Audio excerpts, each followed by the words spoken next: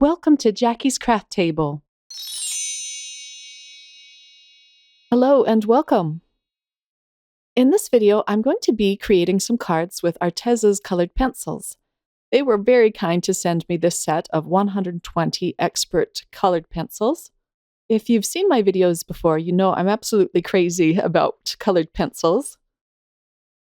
And I'm a bit of a colored pencil snob, I'm afraid. When I sit down to create something, I want to use a really good art medium. I don't want to mess about with things that aren't going to give me good results. Before I use a new art medium, I always like to swatch out my colors. So I created this swatch chart. If you're interested in having this chart, head over to my blog. I have a download available of it for free if you're interested. Swatching out the colors just helps me to become more familiar with the art medium. So I put all the colored pencil trays on my desk and just look at all of these gorgeous colors. These pencils did come pre-sharpened, but I like a nice sharp point. So I went ahead and sharpened all of them as I swatched them out. I'm going to show you the pencil sharpener I used. It's a big thing, but I just love it. It's called a boss stitch, and I'm going to pull it here in front of the camera so that you can see it. And it has an auto stop, so it won't keep eating your pencil. But here it is. And I always just keep it near me on the desk because I always like to have a very sharp point. It helps you to get in all of the little valleys of your paper. So I'm going to be creating several cards with these pencils, as well as a beautiful floral stamp set from Hero Arts. This one is called Togetherness Flower Bouquet. The sentiments in this set go along very well with the technique I'm going to be showing you, and you'll see why here in just a few minutes. So I'm going to stamp out this large image, and I'm using my Mini Misty to do this. Because it is a new stamp set and it is rather large, I'm going to have to stamp it up a few times. And each time I stamp it, I make sure and snug it up into that corner so that I don't miss stamp. I'm using some Simon Says Stamp Intense Black ink to do this. And this is a piece of Stonehenge craft cardstock. I love this stuff. It's great for your colored pencils. I'm also going to stamp this image onto a piece of pink cardstock. I really love using colored cardstock as a base color for my colored pencil work. And I leave some of the paper showing through. It creates some fun highlights for you. Here are my two panels. Now let's get into the coloring. I'm going to color in each flower a different color, but I'm going to start with this rose, and we're going to turn it into a pink rose. I'm starting with my lightest colored pencil first, and I'm working my way into the shadows with the darkest. And I'm using about 4 different colored pencils for this flower. They blend really beautifully together onto this Stonehenge cardstock. Then I'm going to stop and show you what they look like on the pink cardstock. And I'm not coloring all the way out to the tip of the petal, just to leave some pretty pink highlights. I don't know which one I like better, but I will show them both together when I'm finished with my coloring. So I'm going to finish up coloring in the craft cardstock image. And I'm not using a very hard touch with these pencils. I'm just coloring in the different layers very lightly. If you push down too hard, you're going to burnish the pencil into the paper, and then it's really hard to get a good blend. But I'm just going back and forth between these 4 pencils, trying to get a smooth transition and a smooth blend. The colored pencils will dull your lines, but I'm not worried about that because I left the stamp on the door of my Mini Misty so that I could come in and restamp it when I'm done. I have a list of all of the colors that I'm using over at my blog if you're interested. I had a lot of fun coloring in this next flower. I wanted it to be a cream-colored flower. I'm using a very pale colored pencil. It's called Cream for my lightest color. And then I go in with a peach and a yellow ochre and then a soft brown color for my darkest shadows. And I'm just going back and forth between all of these pencils. At the end, I come in with a really dark brown to color in the center of this flower. I just love the look of colored pencils on craft cardstock. There's just something magical about it. I don't know. I am really enjoying these colored pencils. The colors are vibrant and they blend beautifully together. And like all Arteza products, the price just can't be beat.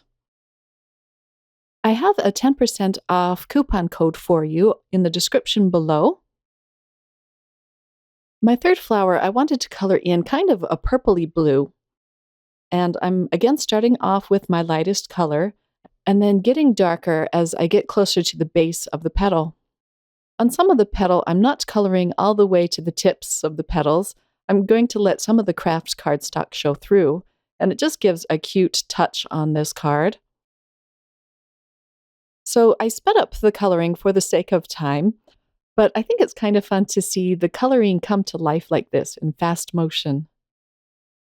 I'm coloring in these little teeny tiny flowers with a bright yellow just so they show up well on the card. There are 3 different types of greenery in this bouquet, and I use different greens to color in each different type. And that finishes off my coloring. I really had fun coloring in this stamp set. I love a good floral stamp set. So here it is on the craft cardstock. And then you'll see the pink cardstock off to the right. This is where I'm restamping them. You can just see how they pop once you re-ink them. Now I'm going to do the pink colored cardstock.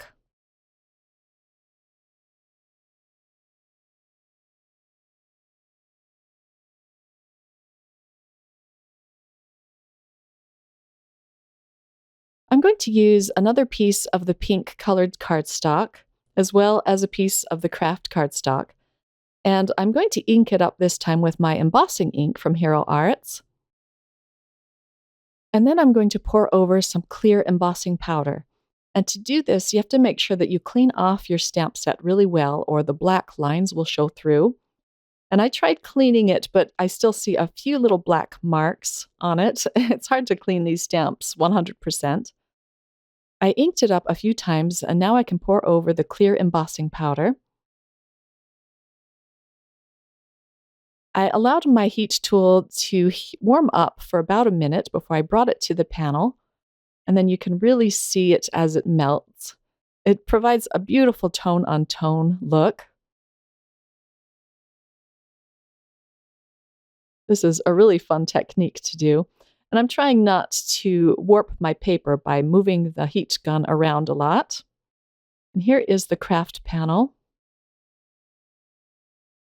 This stamp set looks beautiful, even not colored in. So well drawn. My next step is to cut these panels diagonally. I'm holding one of the craft panels and one of the pink cardstock together, and using my Fiskars paper trimmer just to slice it down the middle at a diagonal. And then I'm going to trim off 3/4 of an inch in the middle, as you see here. And I'm going to keep those little bits, little strips of paper for the inside of my card. So here are all of my panels together. And now to assemble all of these cards. So I'm going to put them all on a white card base. And I'm putting one of the colored in panels and then a strip of golden metallic cardstock down the center. And this is why I cut out a strip in the middle. If I didn't cut out a strip, the flowers would look kind of elongated and weird. And now I'm going to put the pink panel of the embossed cardstock at the bottom, making sure that the flowers match up. Isn't that beautiful? And then I can just trim off the excess. I put a little piece of washi tape in the card base just to hold it down while I was putting these together. Now I can stamp out my sentiments. One says, "Together is a wonderful place to be," and the other one says, "We're better together."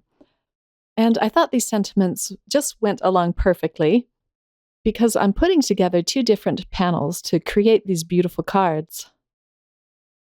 So I stamped these out with some versafine onyx black ink. And once I get a nice dark, crisp impression, I'm going to fussy cut out these sentiments. If you use this ink, you'll want to give it a chance to dry. I'm trying to be careful touching the sentiment because I didn't wait long enough for the ink to dry completely. I'm just cutting it out very gingerly. I like this look of the cut out sentiments lately. It just gives you a fun look on your cards. So each card is going to be slightly different. On this card, I'm actually going to stamp the sentiment onto my card panel. And I did pop it in my MISTI just so I could stamp it up a few times if I needed to, which I did. And now to put on the sentiments, I'm going to pop them up with some foam squares. I just love these teeny tiny foam squares. And I'm trying to put enough on so it covers the sentiment completely. That way, if you send it out in the mail, it's not going to sag. And I'm going to place that in the top left corner. I really like the pop of white on these cards. My next step is to add some shine to these cards. I'm using some iridescent bubbles. These are from Studio Katya. I just love these. On my other cards, I'm going to use some gemstones and some water droplets. Each card's going to be just a little bit different. And here are all four cards. I think this one right here is my favorite. This one, I have some pink gemstones on it. This one has some clear gemstones. And these are the water droplets. I'll have all of the products I use listed over at my blog. Thanks for joining me today. I hope that you were inspired to give this technique a try. The Arteza colored pencils were really fabulous to work with, so I do give them a big thumbs up. If you're interested in seeing more, I am going to link to another video at the end of this video where I used the same technique. Have a lovely day, everyone. Bye.